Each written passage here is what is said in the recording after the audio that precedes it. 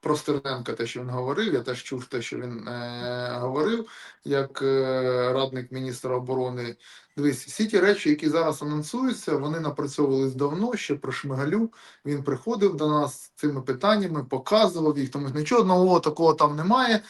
Там, можливо, якісь нюанси, або там додали більше виплат, або виплат за щось конкретне. Тому що ці перші контракти, звичайно, вони були при Шмигалю. Але ж це знову ж тільки анонс, і тут ти правильно кажеш, сподіваюся, що на це знайдуться кошти, тому що я підтримую те, що нашим воїнам треба платити більше, зокрема тим, хто безпосередньо приймає участь у бойових діях. Я за те, що всі мають отримувати більше, але, звичайно, пропорційно ті, хто ризикують життям, хто знаходиться на першій лінії або там на якомусь віддаленні від лінії фронту, повинні однозначно отримувати більшу компенсацію за те, що вони ризикують своїм життям. Тому анонсування було при Шмигалю, і воно все залишилось на питанні того, вони по факту це придумали, це команда Шмигаля. Майсюк там був, якого зараз звільнили, ну і всі інші. Потім вперлися в те, що не було коштів. І це, звичайно, проблема. Придумати можна все, що завгодно, але питання, можна сказати, що кожному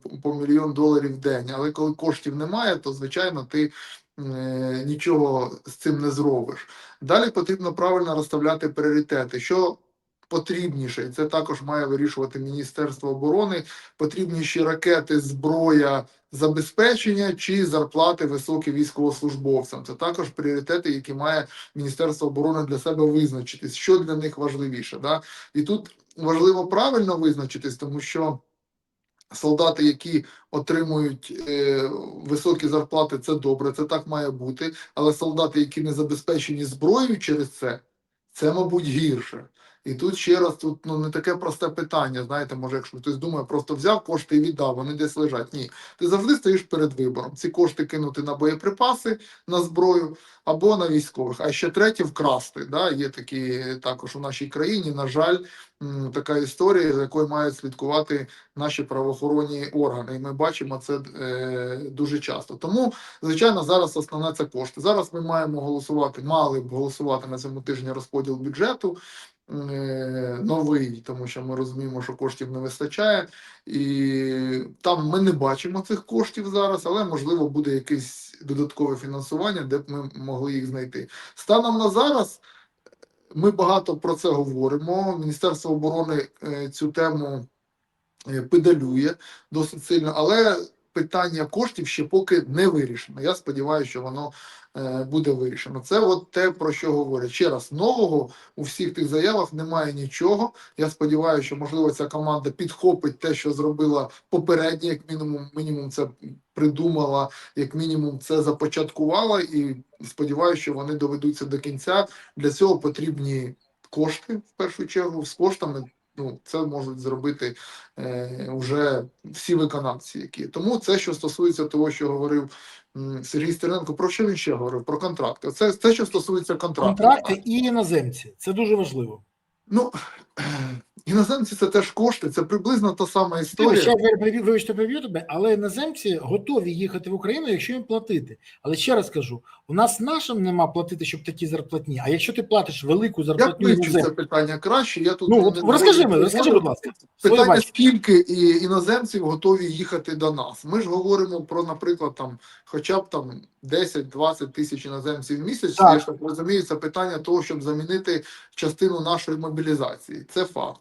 Далі, іноземцям вони різні. Хтось може воювати на першій лінії, хтось приїжджає, займає посади десь в групах боротьби з шахедами або ще хтось. Якщо хтось думає, що іноземці – це люди, які приходять і мріють битися на найкривавішій війні на першій лінії, то це не так. Це категорія така також невелика, яка є, і їх потрібно залучати. Дійсно, для цього потрібні кошти. Чи є у нас можливість залучати зараз таку кількість, там, хоча б 10 тисяч візьмемо, я не бачу. Те, що залучається, це можливо до сотень, щось там таке. Тобто, великих кількостей немає. Про це було заявлено з самого початку Міністерством оборони, коли команда там помінялась.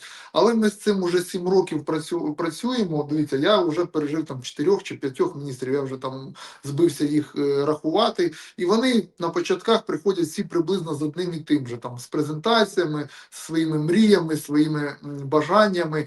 І справа в тому, що те, що вони часто представляють за якісь новшества і свої досягнення, ми це вже бачили багато разів, і навіть скажу більше, ми вже бачили, як це починалось і чим це закінчувалося. Ці вже сценарії пропрацьовані, тому чогось нового в цій війні вже придумати досить дуже складно, особливо маючи обмежений ресурс. Тому ми там дещо слухаємо, дещо підказуємо, дещо говоримо, що зверніть увагу, що це вже було як мінімум 3 рази така історія. Подивіться, будь ласка, і не наступайте на ті ж самі граблі. З іноземцями те ж саме, комітет про це багато говорив, я сам багато разів допомагав сюди привозити іноземців, там контактовував, ну, мається на увазі, контактовував, там вже все треба ще юридично правильно оформити, як вони мають правильно заїхати, як їх правильно треба оформити, як вони правильно мають бути призвані на службу, ну і потім оплата. Тому іноземцям теж, ще раз повторюсь, є багато питань, да, в тому, як вони підписують контракти, що вони мають постійно право на те, щоб розірвати цей контракт. І, як правило, це часто буває перед виконанням бойового завдання, коли ти на нього надієшся, а він тут вирішив, що це не для нього, тому що це загроза.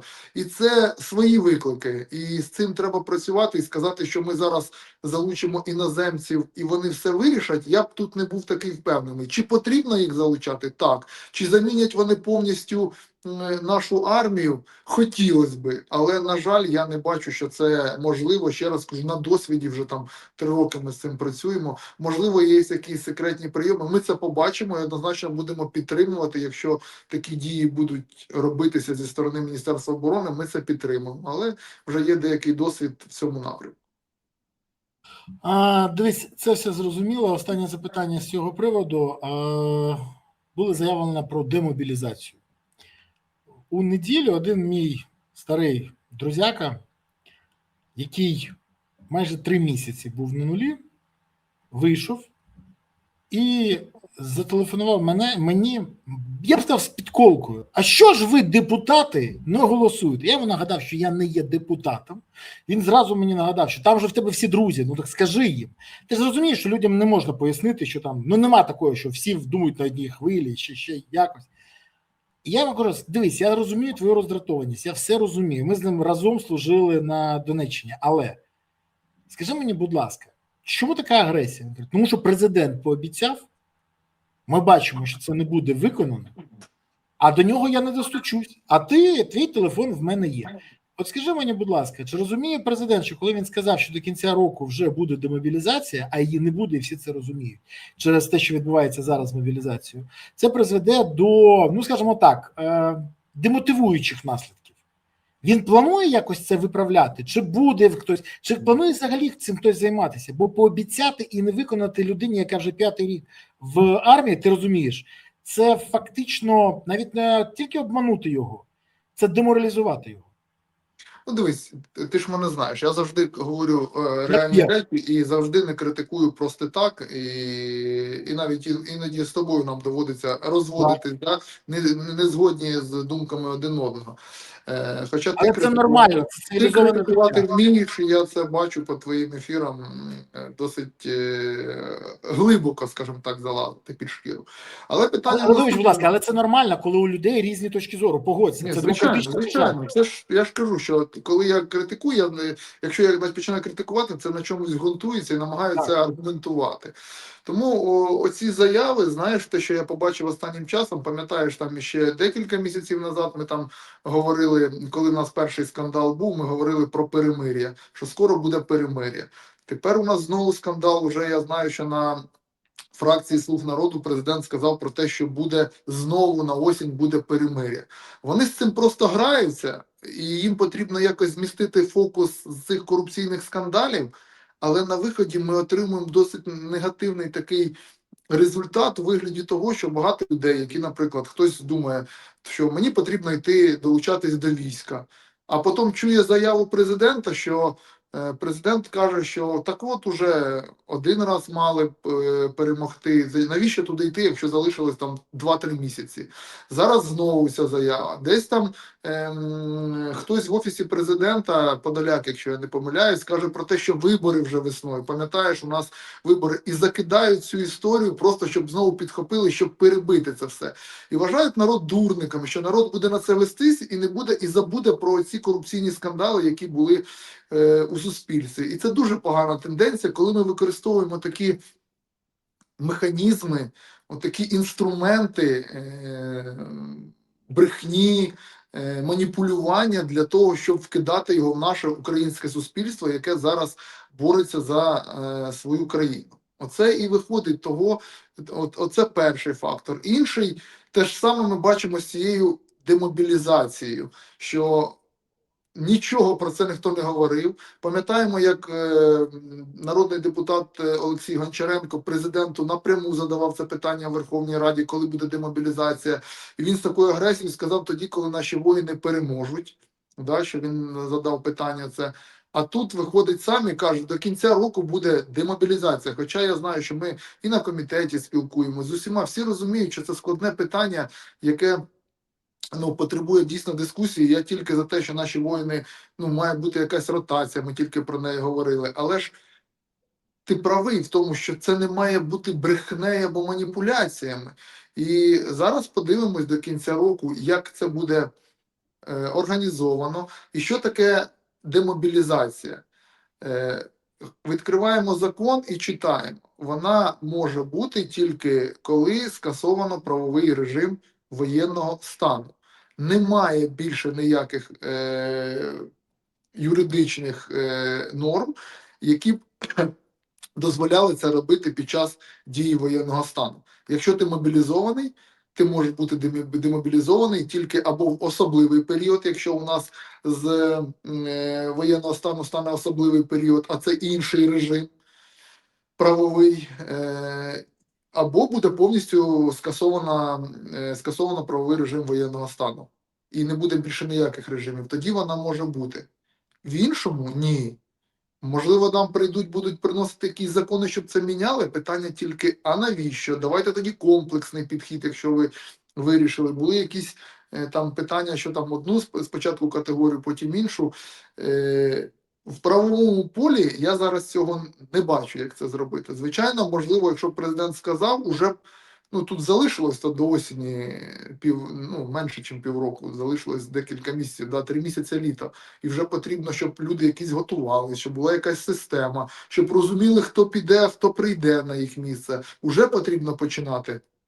Поки до Верховної Ради, Верховну Раду з такими механізмами, з такими правилами напрацьованими або роз'ясненнями ніхто не звертався. Поки що все на рівні заяв. І я знову повертаюся до того, коли ми говорили про перемир'я, надихаючи людей, коли пам'ятаєш виступ новорічний про те, що остання миля залишилась і все таке.